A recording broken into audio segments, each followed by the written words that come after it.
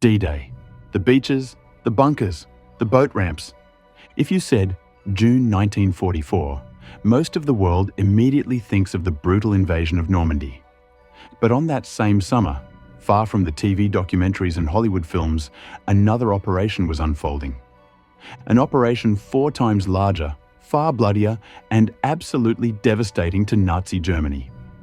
You've probably never heard of it. This is the story of Operation Bagration, the Soviet assault that smashed the German Eastern Front so hard that their entire center just disappeared. The Allies had D-Day. The Soviets had this. You could call it the D-Day of the Eastern Front.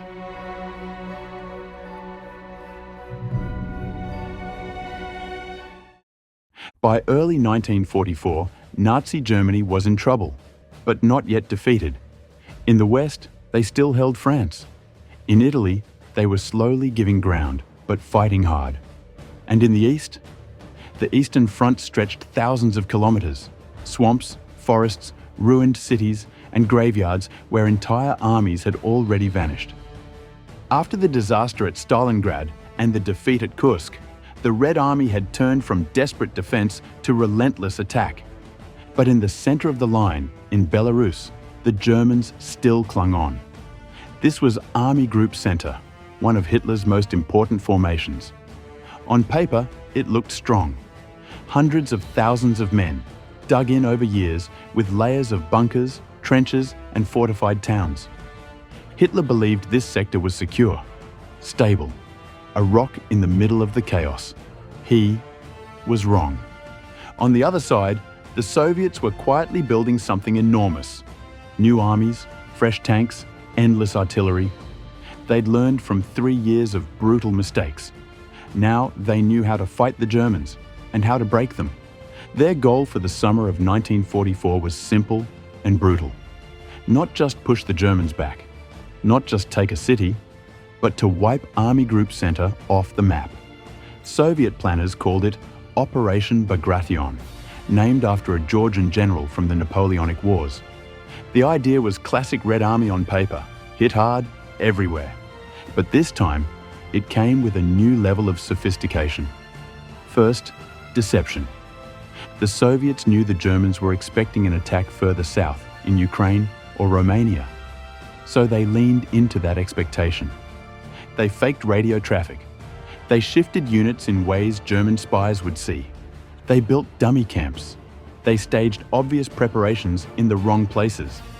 Meanwhile, the real build-up happened in the forests and swamps of Belarus. Hundreds of thousands of men moved at night. Artillery rolled down hidden tracks. Bridges were prepared.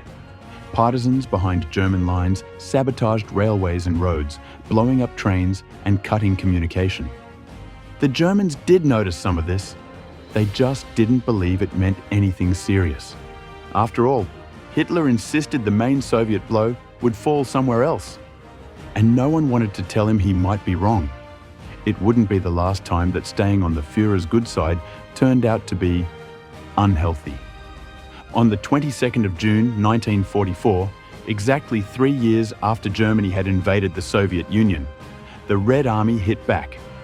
At dawn, the quiet forests of Belarus turned into a wall of noise. Artillery opened up along hundreds of kilometers. Rockets screamed into German positions. The ground shook as thousands of guns fired in carefully planned waves, smashing trenches, bunkers, and communications. Then the infantry advanced. Behind them, tanks. Behind those tanks, more tanks. The Germans weren't just outnumbered, they were outplanned. Their front line, already stretched thin, began to crack. Strong points that had taken years to build were overrun in hours. In places, entire German divisions simply vanished, crushed, surrounded, or cut off in chaotic retreats. Within days, Soviet spearheads were pushing deep into the rear. Key towns like Vitebsk, Orsha, Mogilev, Bobroysk. Names most people today have never heard became scenes of encirclement and collapse. German units tried to hold crossroads, bridges, little rivers that hadn't mattered to anyone a week before. Now they were all that stood between them and complete disaster. It wasn't enough. Once the Soviet breakthrough started, it didn't stop. Now, an important feature of Operation Bagration was its relentless encirclement. They looped around, cut off German units, and destroyed them in pockets. To understand why this was so deadly, you have to understand how encirclement works. In simple terms, it's a pincer. You pin an enemy unit in place at the front with infantry and armor. At the same time, faster forces, tanks, and mechanized infantry swing around the flanks. If both arms of the pincer meet behind the enemy, they've got a problem.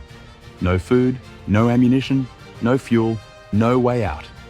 The Germans themselves had used this tactic brilliantly in 1941, swallowing whole Soviet armies in what they called Kesselschlacht, or cauldron battles. By 1944, the roles had reversed. The Soviets had learned that lesson very well. In Bagration, they used multiple pincers at once. Frontline Soviet troops tied down the German defenders. Once those were gone, a division might still have rifles and tanks, but it was already dead. It just hadn't been informed yet. That's why divisions and corps disappeared on paper. They didn't evaporate. They were surrounded, starved of options, and either destroyed or forced to surrender. Army Group Center was hit from multiple directions at once. Frontline divisions found themselves flanked, then surrounded, then annihilated. Commanders asked Berlin for permission to retreat. Berlin, as usual, said no.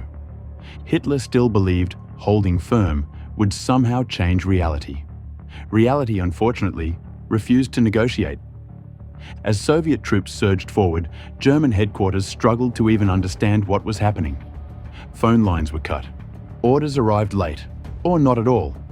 Units that existed on paper no longer existed on the ground.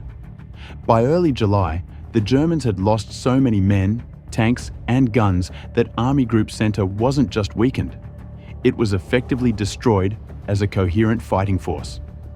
This wasn't a setback. It was a catastrophe. The next phase of Bagration was not just about breaking the front. It was about exploiting it. Once the line cracked, Soviet forces surged towards Minsk, the key city in the region. Retreating German columns tried to escape west, clogging roads with vehicles, guns, carts, and exhausted soldiers. Soviet armor and aircraft attacked these lines relentlessly. In early July, the Soviets encircled a huge pocket east of Minsk. Tens of thousands of German troops were trapped. Many were killed or captured. Only a fraction made it out. For the German army, this pocket wasn't just a defeat, it was a grave. The front, which had once been deep inside Soviet territory, suddenly snapped back hundreds of kilometers. The Red Army now stood on the threshold of Eastern Europe, with Poland and East Prussia within reach. The psychological impact inside Germany was immense. The myth of the invincible Eastern Front, the idea that the Wehrmacht could always stabilize the situation, was gone. You can't spin the loss of an entire army group.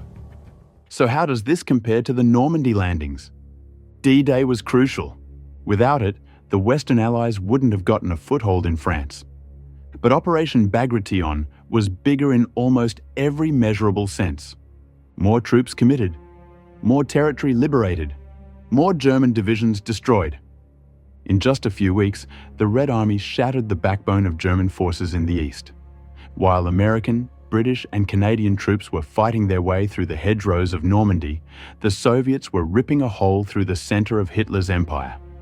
The two offensives weren't rivals. They were part of a grim synchronization: pressure from the west, annihilation from the east. But when the war ended, the story the world told itself was very different. Western memory fixed on the dramatic images of beaches, cliffs, and paratroopers. Eastern memory remembered villages burned, cities retaken, and the colossal struggle on Soviet soil. Now, why does a half-forgotten offensive in Belarus matter today? Because it shows how fragile power really is.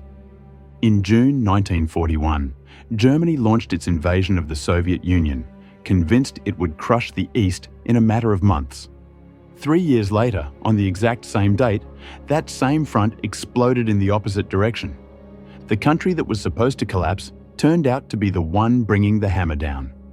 Operation Bagration reminds us that wars aren't just decided by heroic landings or famous speeches.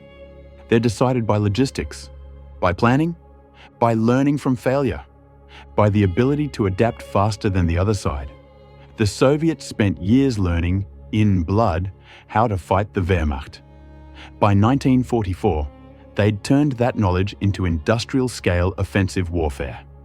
And when they finally unleashed it, Army Group Center didn't stand a chance.